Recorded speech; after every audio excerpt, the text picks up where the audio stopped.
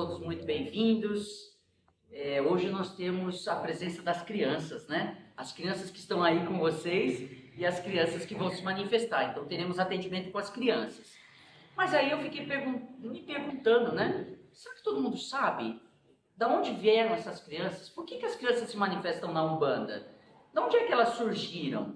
E aí eu preciso contar um pouco das influências que a Umbanda recebeu para que esses seres espirituais se manifestassem. A primeira é que quando a gente fala de, olha, vai ter gira de criança na Umbanda, a gente lembra de quem? Cosme e Damião, não é verdade?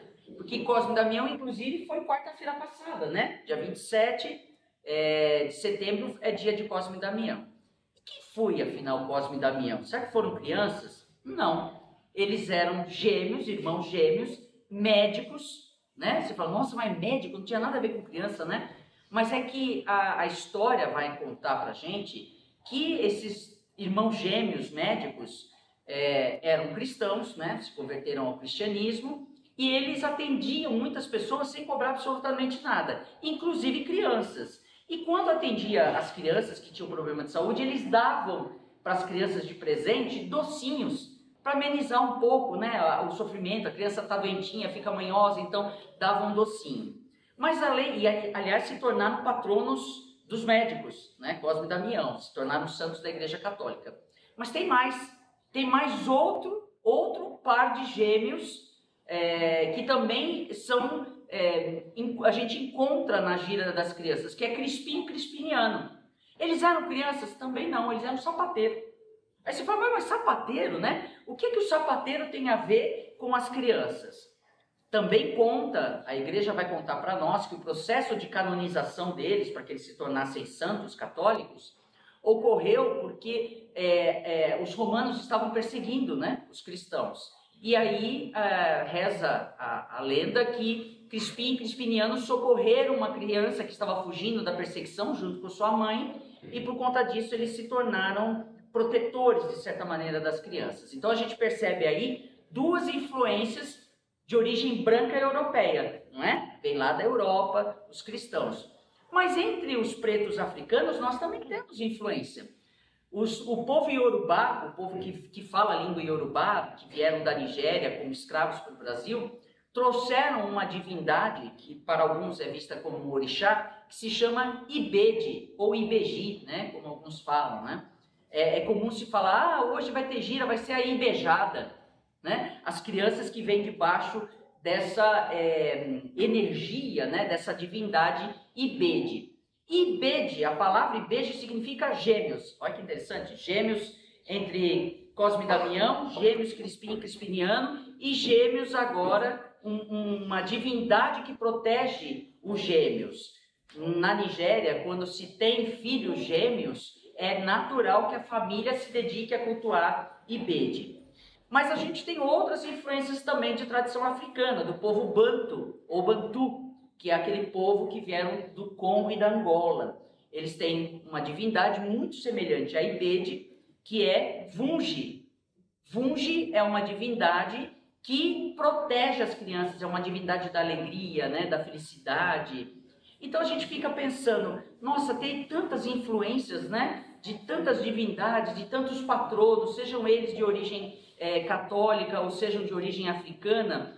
Mas no Brasil, inclusive, a gente tem um outro fenômeno que é típico do Brasil. Não tem em outro lugar, que é no candomblé, aquilo que a gente chama de erê. Né? Hoje virão os erês, mas o que é o erê? Né? É uma palavra, erê, vem da palavra Yorubá, eré, que significa brincar ou brincadeira. Então, quando o filho de santo no candomblé, o Iaô, né, que se chama, que é o iniciando, ele deixa a possessão, o transe, a incorporação, digamos assim, do orixá, ele tem essa manifestação que é chamada estado de erê. Né? O estado de erê é uma manifestação com trejeitos infantis, com uma fala infantilizada, aquele ser espiritual que está ali manifestado no Iaô, brinca, conversa, anda, participa do terreiro, isso é o chamado erê. E o que isso tudo tem a ver com a Umbanda? Bom, nós sabemos que a Umbanda ela é feita de uma junção, de uma amálgama de todas essas influências. da influência, eu sempre digo para vocês que a influência branca europeia, a influência negra, preta, africana e a influência também indígena, não é? Então, nisso tudo, a junção desse amálgama todo gerou aquilo que a gente chama linha das crianças na Umbanda. Há pessoas que entendem que essas crianças são ancestrais que faleceram em tenridade infantil, e aí esses espíritos se manifestam na Umbanda e dão consulta. Essa é uma visão que se tem em algumas escolas, digamos assim, formas de pensar a Umbanda, né?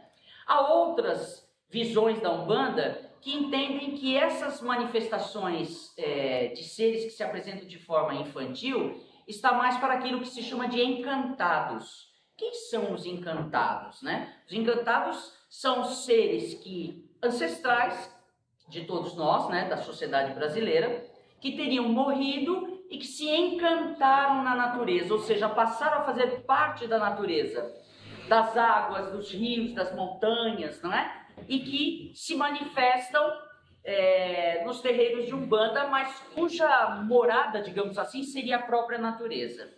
E como é que a gente vê? Né? Como é que a nossa visão, nós também fazemos parte de mais uma visão umbandista, né? Como é que nós vemos esses seres que a gente chama de linha das crianças, as crianças de Umbanda, ou se preferir chamar Ibejá, Derê, não importa, né? Mas como é que nós vemos?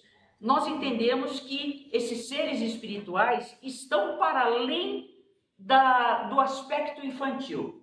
Nós entendemos que esses seres espirituais são verdadeiros magos de luz, porque eles, quando se manifestam, eles têm uma função muito peculiar, que é trazer a pureza para a nossa vida.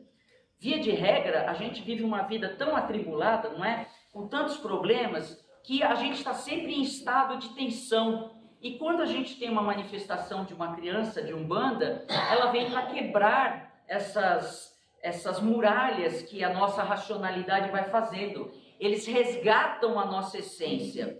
Além dessa pureza, que envolve inclusive a pureza de intenções, eles representam o amor, né? a leveza de sentimentos, um amor despretensioso. É aquilo que a gente fala, amar sem pedir nada em troca.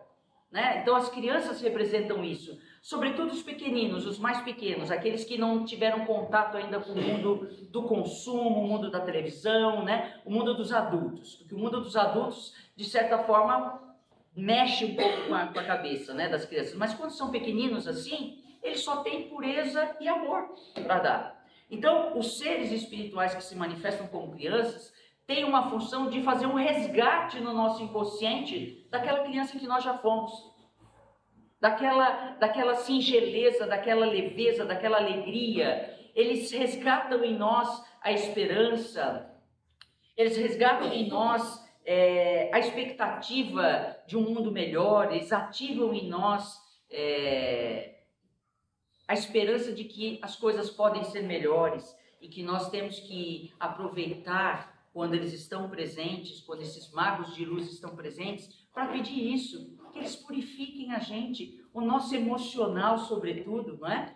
Porque, veja, por que se lida com doces, frutas, quando a gente fala de gira de crianças, né? A gente tem muito essa questão de, em alguns lugares oferece frutas, em outros lugares oferecem doces, tem até comida típica, né? O caruru.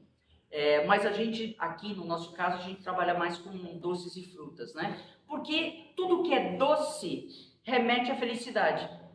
Quem é que come um chocolate delicioso e não fica alegre, hein?